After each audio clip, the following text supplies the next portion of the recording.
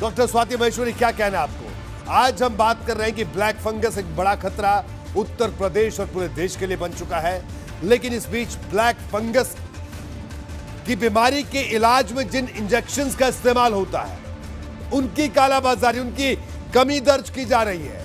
लखनऊ से भी विवेक त्रिपाठी बताएंगे, वाराणसी से नीतीश बताएंगे कि किस कदर कमी हो गई है। अभी से ब्लैक मार्केटिंग शुरू हो गई है, 3-3 गुना महंगे दाम पर बेचे जा रहे हैं। लेकिन मैं आपसे यह जानना यहाँ चाहूंगा कि जो स्थिति है कोरोना के बाद ब्लैक फंगस किसी मरीज को होता है और उसके बाद इन दवाओं की किस तरह से जरूरत पड़ती है, क्या स्थिति होती है? डॉक्टर स्वाति।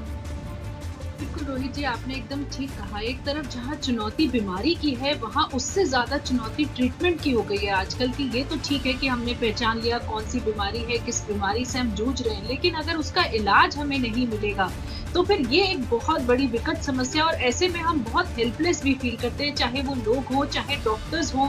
हर कोई ऐसी स्थिति में जो बेबसी का माहौल बनता है, उससे लोगों में और ज्यादा पैनिक क्रिएट होता है, और ज्यादा खौफ आता है लोगों के मन में। यही हमने कोरोना के समय में भी देखा था, जब सेकेंड वीक अपने पीक जो है बिल्कुल पीक पर थी, तब हमने देखा था कि ऑक्सीजन नहीं मिल रहा, रेमडेसिविर नहीं मिल रही, स्टेरॉइड्स के इंजेक्शन नहीं मिल रहे। इन सब चीजों की जो कमी थी, ये लोगों को ज्यादा मार रही थी, ये लोगों को ज्यादा जो है एक पैनिक मोड में लेकर के जा रही थी कि अगर हमें पता भी चल गया कि हमारी तबीयत खराब है, अगर हमें ट्रीटमेंट ही नहीं मिलेगा तो हम ठीक कैसे होंगे। इसलिए बहुत जरूरत है सरकार को इन चीजों को अपने हाथ में लेने की, इनका प्रोडक्शन बढ़ाने की, और साथ ही जो लोग कालाबाजारी कर रहे हैं उनके ऊपर काफी गाज गिराने की जरूरत है। तभी वो लोग रुकेंगे, वरना ये लोग रुकेंगे नहीं।